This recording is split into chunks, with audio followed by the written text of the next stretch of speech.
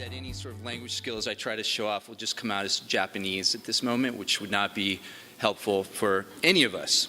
So I'll try to stick to the script. I'd like to thank the university for inviting me. This is my first time in Ecuador. I'm very excited to be here. I want to thank you all for coming out. And I think it's very fortuitous that I get to speak after Bill's great talk this morning that I'm sure most of you were here for, where he got to give us an overview of the state of journalism education and how that's changing in response to changing technologies and economics. And he alluded to some troubling developments in the field of journalism. And I'm going to try to drill down on those a little bit in my discussion today. Since I'm more of an academic and less of a practitioner, I can be a little more abstract, a little more utopian, a little more dystopian at times. So what I thought I would cover today, I wanted to go very large here, very broad. I'm covering the history and future of public service journalism. And what I mean by public service journalism, first I should check, is the sound, am I sounding okay here? Okay, good. What I mean by public service journalism is the investigative and informative news that democracy requires, but that the market does not always support, especially today when news is increasingly unprofitable. There are other terms, other ways of describing this kind of journalism. Dean Starkman refers to it as accountability journalism, but generally I'm talking about the journalism that is good for democracy, that we need to have a healthy democracy. I'll be focusing on the American situation, but I think many of the trends I'll be discussing today hold true for many countries around the world, including here in Ecuador. It's an exciting and scary time to be talking about journalism, and not just because of its structural transformations, but also because of recent political events. You may have heard that in the US right now, we're in the middle of a presidential election year. You may have caught wind of some of that. It's during campaign seasons that we tend to pay a little bit more attention to media than we normally do. Usually we're very desensitized to the role that media play in shaping political debates and many aspects about our everyday lives.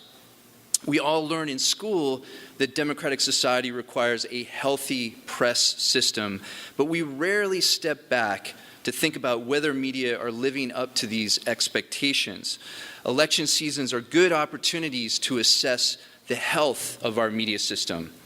And so with that in mind, some of you may have seen this guy before. In the US, we can't escape him. He's constantly on every major television channel. A study of the 2015 primary news coverage found that Donald Trump received 327 minutes of nightly broadcast network news coverage compared to Hillary Clinton's 121 minutes and Bernie Sanders' 20 minutes. The New York Times calculated that by mid-March, this past March, Trump had received around $2 billion worth of free airtime.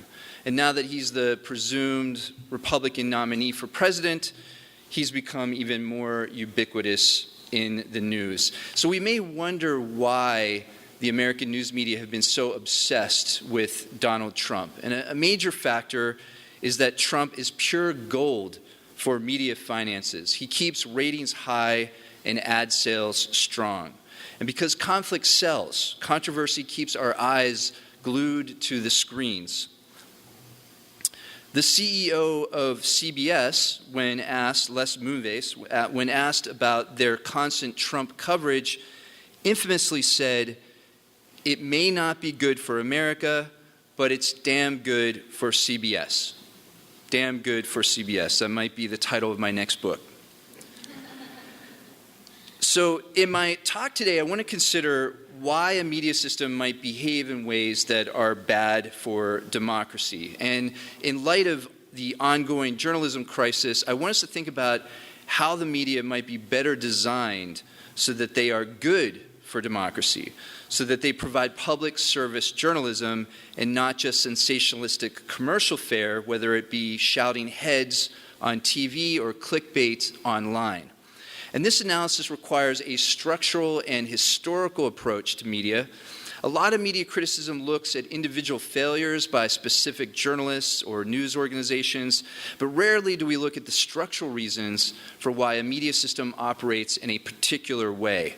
Sometimes it's assumed that there's a secret cabal that meets in smoky back rooms and decides how it will manipulate the masses. I think a better way of explaining media is by the logic of commercial values. The U.S. media system is what some have described as hyper-commercialized. Most commercial media organizations, whether they're cable news, broadcast news, newspapers, online websites, make most of their money by delivering audiences, essentially delivering our eyes and ears to advertisers who pay a lot of money. Ad revenue is the U.S. media system's lifeblood, and that's why someone like Donald Trump is money in the bank for the likes of CBS. Now, these patterns are true for commercial media around the globe, but the U.S. media system is in a category of its own in many ways. It's a system that in many sectors is dominated by a handful of corporations. It's only lightly regulated by public interest protections, and it is largely commercial with only weak public alternatives. Many countries have one or two of these characteristics in their media systems, but rarely do they have all three. And to demonstrate this last point about being almost entirely commercial, the U.S. allocates around $2 to $3 per person per year towards funding its public media system. To give you a sense of comparison, the Japanese spend approximately $62 per person per year. The BBC receives over $90 per person per year. Many Northern European countries spend well over $100 per person per year. So the U.S. is literally off the charts. It's a global outlier for how little it spends on its public media. And the reason why I bring this up is that these structural characteristics combine to create a news media system in the U.S. that is subjected to unmitigated commercial pressures, which creates specific vulnerabilities and biases. In many ways, American media's over-reliance on ad revenue has created the perfect storm for a structural journalism crisis. Roughly speaking, print news organizations depend on ad revenue for about 80% of their annual revenue. The other 20% will come from subscriptions and other sources of revenue. Now, again, this crisis is happening all over the world, but it's much more pronounced in the U.S. So in a nutshell, this structural journalism crisis stems from the fact that consumers and advertisers have migrated to the web, where digital ads pay pennies to the dollar of traditional print ads. And most of that revenue goes to firms like Facebook and Google. So that this 150-year-old revenue model, this advertising-dependent revenue model for commercial print news organizations, appears to be irreparably broken. And the fact that it has been around for so long, 125 to 150 years, gives it a sense as if it were the natural order of things. People in the U.S. and many places around the world have a difficult time imagining what other kind of model could be out there, because this is the way things have been for a very long period of time. But in many ways, this was an artificial relationship. This was a relationship between news organizations and advertisers. Advertisers sought out news organizations because they had monopolistic access to local markets. So it made sense that they would create this kind of relationship. The news that was produced by this relationship in many ways was almost a positive externality. It was a kind of byproduct. And now that that relationship between advertisers and media owners is falling apart, we have to figure out how this news is going to be produced. And thus far, no commercial model appears to be replacing it. I'm going to be talking about some different alternatives in a moment, but just to give one example, a lot of people were heralding the rise of these new digital startups like Vox and BuzzFeed in the US, and while they have been successful in some ways, they are not replacing the kind of journalism that we're losing with traditional newspapers suffering so much. So we still haven't really figured this out, and I'm going to try to flesh out some of the parameters of this debate. Some other things, the number of news workers has declined by over a third in recent years. Revenues have plummeted. Leading metro dailies have reduced home deliveries. Newspapers are declaring bankruptcy, closing down, or going online only. Thus far, there's been virtually no public policy response to this social problem.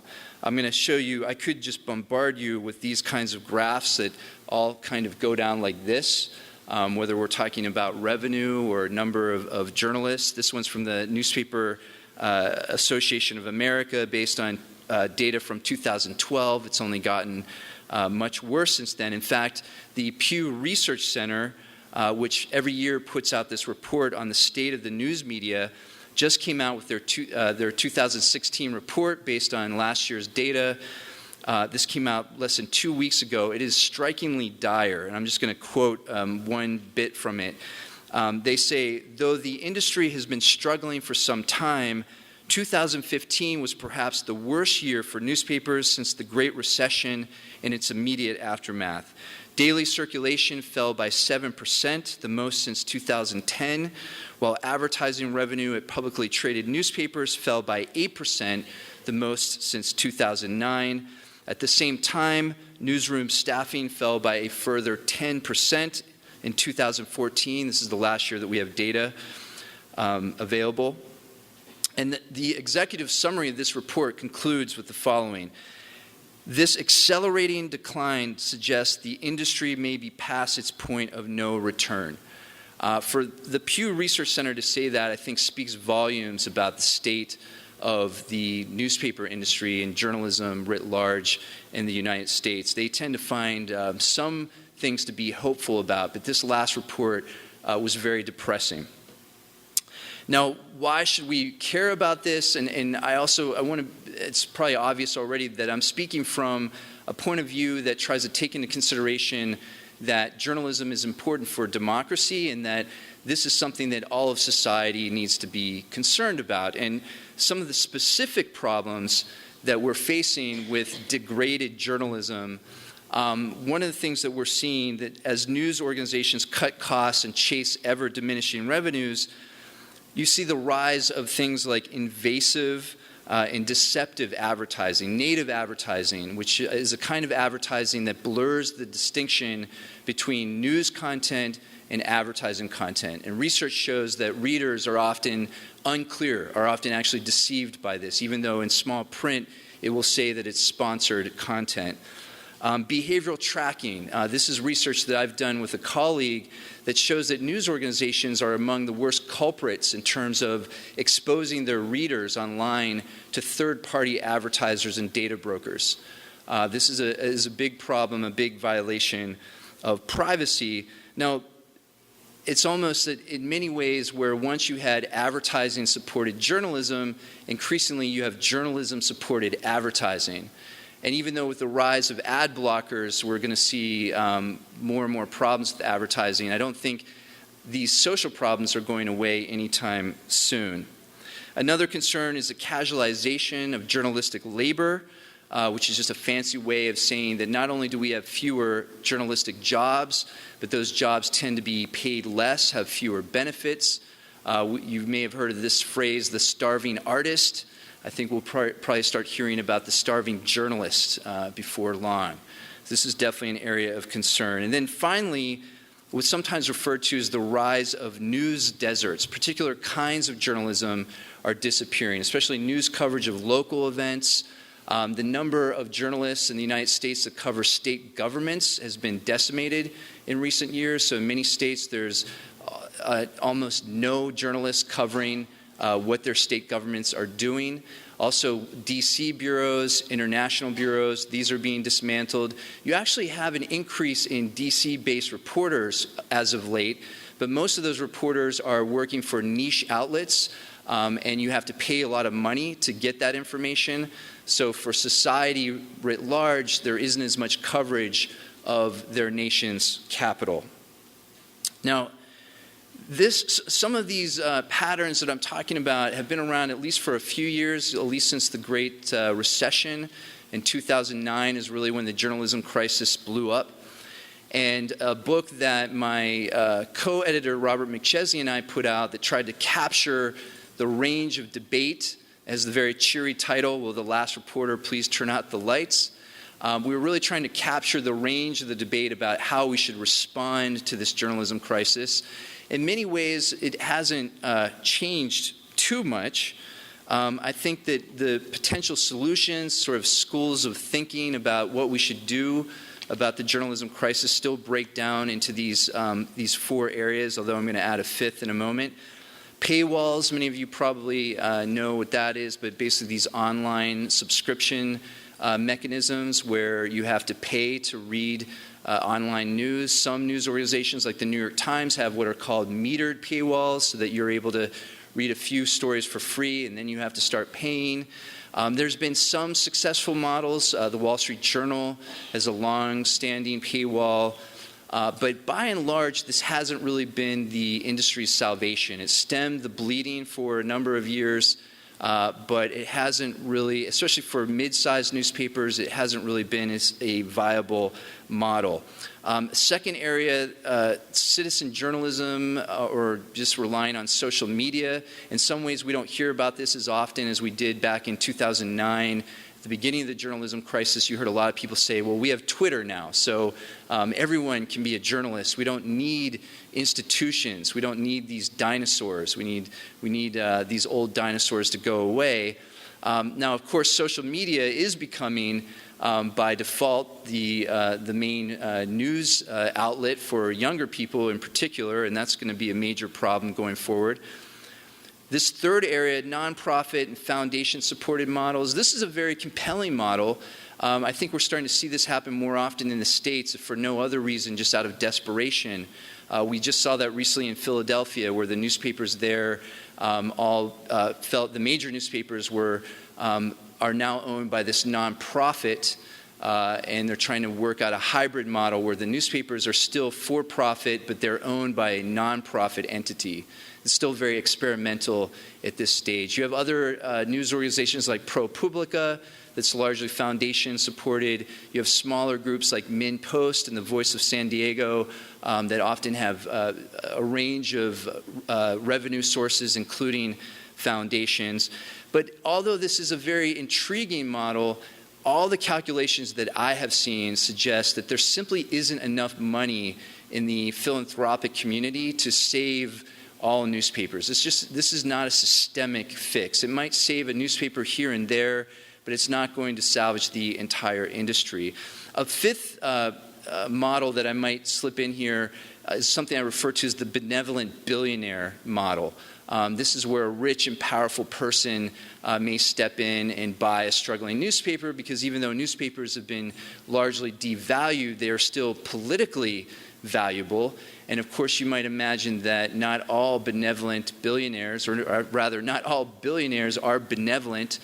We have a case recently where Sheldon Adelson bought a major newspaper in Nevada and has turned that towards his own political agenda. So that brings with it a number of risks. And then this final category, public media subsidies, this is something that you hear about the least. In 2009, when the journalism crisis first blew up, I feel like there was a brief window, a brief opportunity where people were saying maybe we should look into subsidizing journalism in some way, but that window has since closed, and we just don't hear about that anymore. It's treated as a political non-starter. So I'm going to return to this one in a moment, because in my view, even though it's not politically popular, I think that this, regardless of what your ideological predisposition might be, I think this might be the last best hope for news media institutions, these public media subsidies.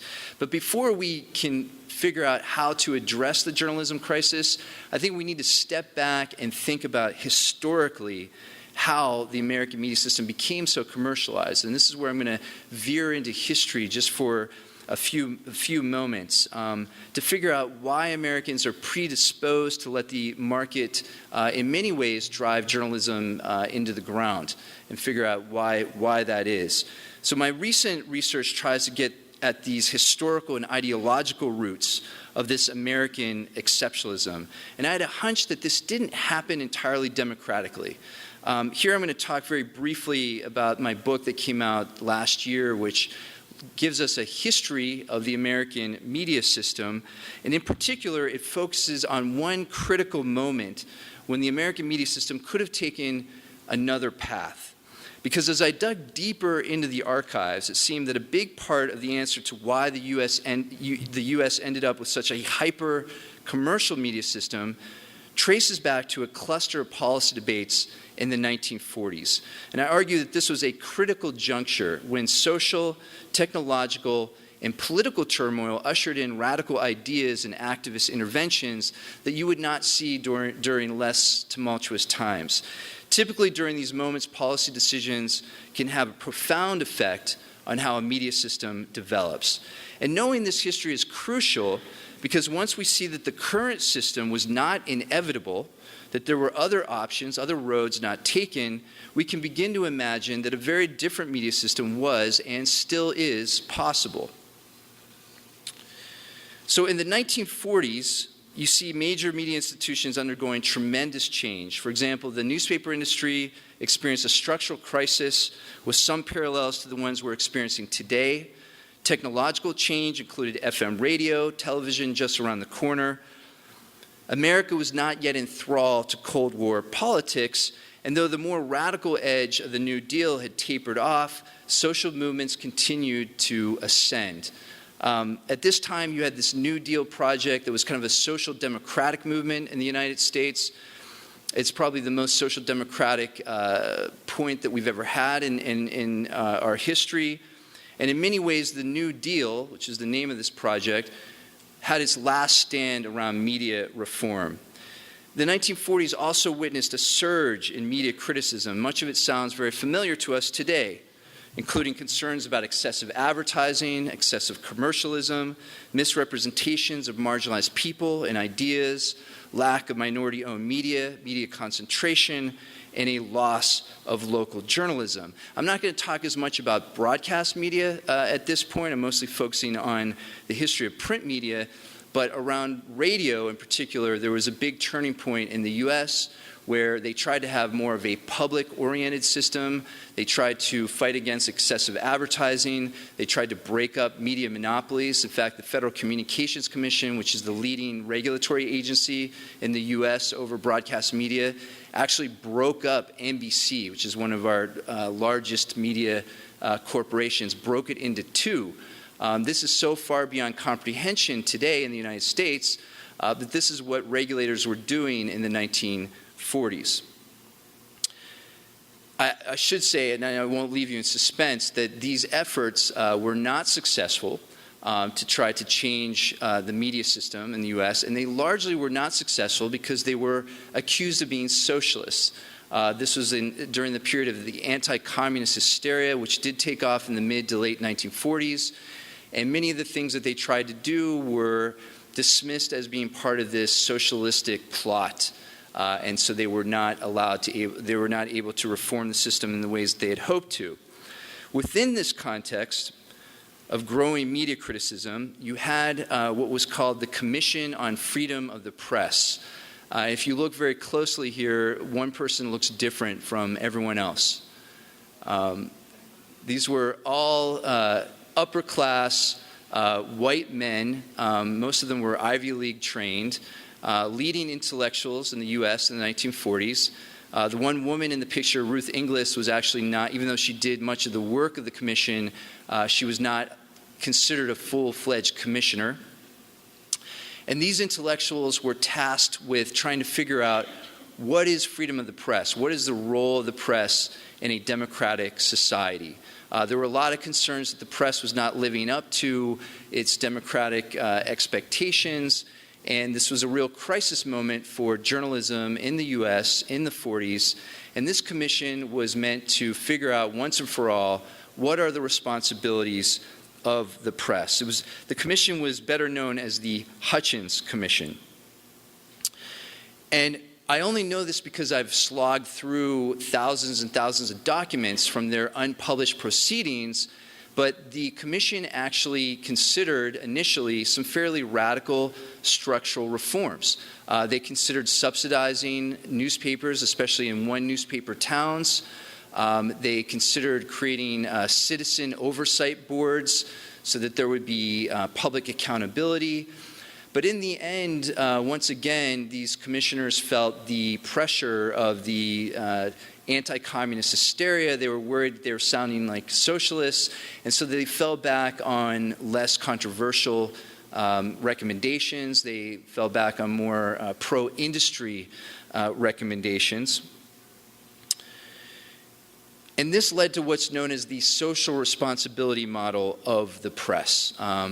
Bill can tell me if it's true or not, but supposedly in J schools to this day, they still will occasionally talk about the Hutchins Commission and how not so much, and how the press discovered social responsibility in the 1940s.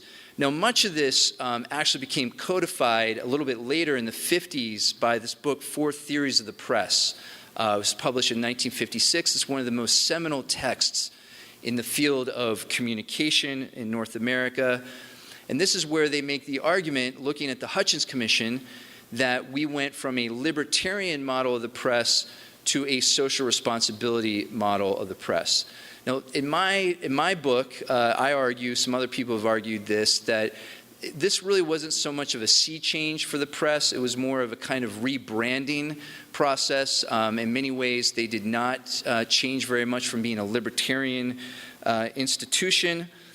But nonetheless, this became sort of the popular lore about the development of the press as it became more democratic. And to be fair, I do think it professionalized. I do think that the press did become a little bit more accountable to the public, but it did not change in any major structural way. And here, if I were to summarize my entire book into one PowerPoint slide, this is what I would come up with. This is what we found that what emerged from many of the debates in the 1940s, that media would remain self-regulated, practice largely industry-defined responsibility, and be protected by a negative reading of the First Amendment. Negative in the sense that these news organizations would be protected from government intervention, so it was freedom from, as opposed to freedom for or freedom to, the public's right to a diverse media system, our right, society's writ large, collective rights to a informative media system.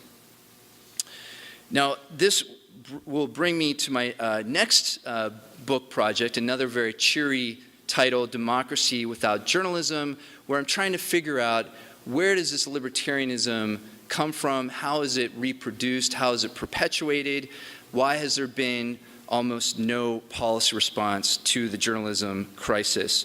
And I think that there are a number of discursive enablers, to use a fancy phrase, but things that are said that try to make it seem natural, that this journalism crisis is beyond our control. And one of them is this notion that the state of journalism is understood as a supply and demand problem, that there just isn't enough of a demand for public service journalism, and therefore we have to find other types of journalism to satisfy the public's demand.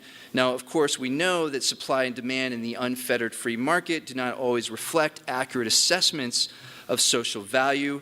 And furthermore, in many cases, there still is a demand for news. It just is no longer profitable. There's at least an implication that if journalism isn't profitable for a relative handful of usually white men, then we should let it wither. There's also this sense that the institutional collapse of journalism is beyond our control, something that happens to us. It's often treated as a natural disaster, an act of God. There's a thought experiment that you could play, which is if there were aliens from outer space who invaded society and marched into newsrooms and shut down news organizations and force journalists out onto the street, there would be open rebellion against that invasion. But if the market does essentially the same thing, that's just treated as a natural development, an act of God, and there's little that we can do. We just have to wait for something new to come out, which brings us to this third point, this idea that market forces and new technologies will combine to guide us out of this predicament. And it's kind of paradoxical, given that it's the economics of the internet that were the cause of the journalism crisis, and these same forces are seen as potential saviors. So despite these many misconceptions, there are also some very strong political economic arguments that we could make that would actually legitimate a public policy response to the journalism crisis. And these ideas come straight out of mainstream neoclassical economics. This isn't some sort of radical Marxist critique. This idea that media are what economists call public goods, and because public goods are non-rivalrous, one person's consumption does not detract from another's, and non-excludable, it's difficult to prevent free riders, they differ from other commodities like peanuts and potatoes within a capitalist economy. Many public goods, artificial light, clean air, knowledge, also produce tremendous positive externalities. These are benefits that accrue to parties outside of the direct economic transaction, and they are essential for a healthy society. We could go even further to say that news media qualify as merit goods. These are goods that society requires, but individuals typically undervalue. They're unable or unwilling to pay for, leading to underproduction in an unregulated market. And this healthcare is sometimes an example of a merit good. This brings us to the concept of market failure. Many economists and commentators will say that we call journalism a public good and that's enough. We sort of drop the mic and walk away. But if you really extend this argument and you see that this is a kind of market failure, this actually complicates the argument a little bit. It highlights the structural flaws that justify, indeed necessitate, state intervention into media markets. Market failure generally refers to the market's inability to efficiently allocate important goods and services. And the history of American media, in many ways, is a history of market failure, and yet this almost always goes unrecognized in mainstream policy discourse.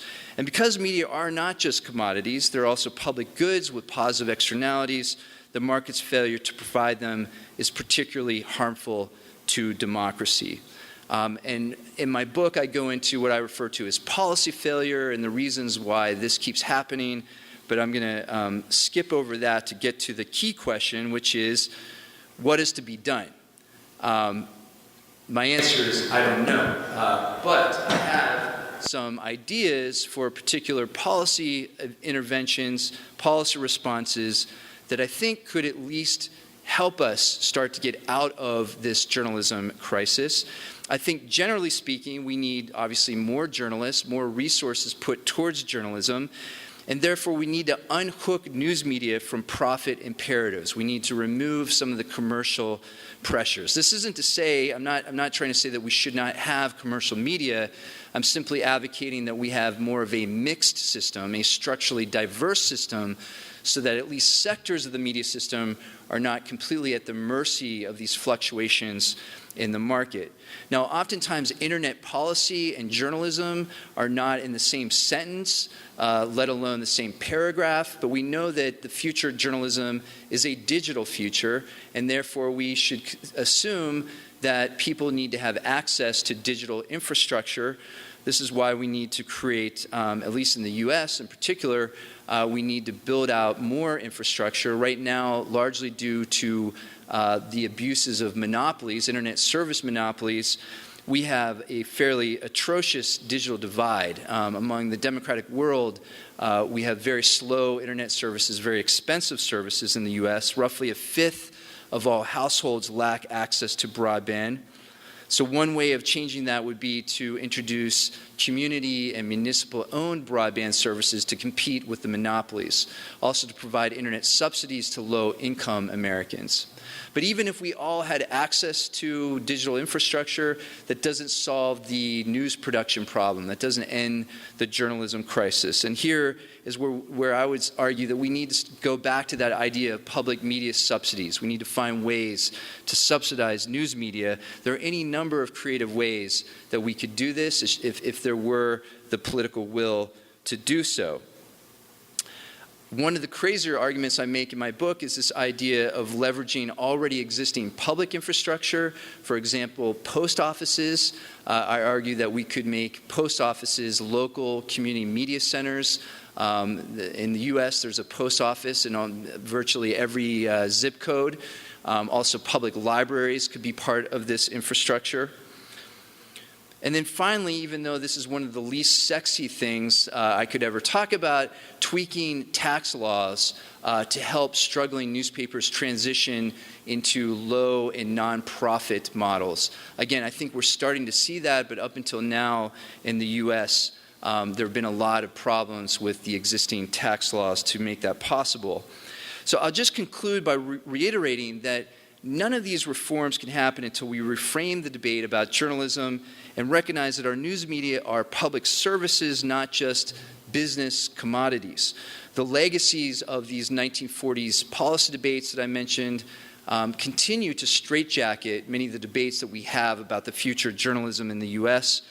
If we're to assume that government has no legitimacy in intervening in media markets, then we'll have difficulty in addressing the journalism crisis with public policy, and we may find ourselves living in a democracy without journalism. On that cheerful note, I will end. Thank you for listening. I'd be happy to take any questions or comments you might have.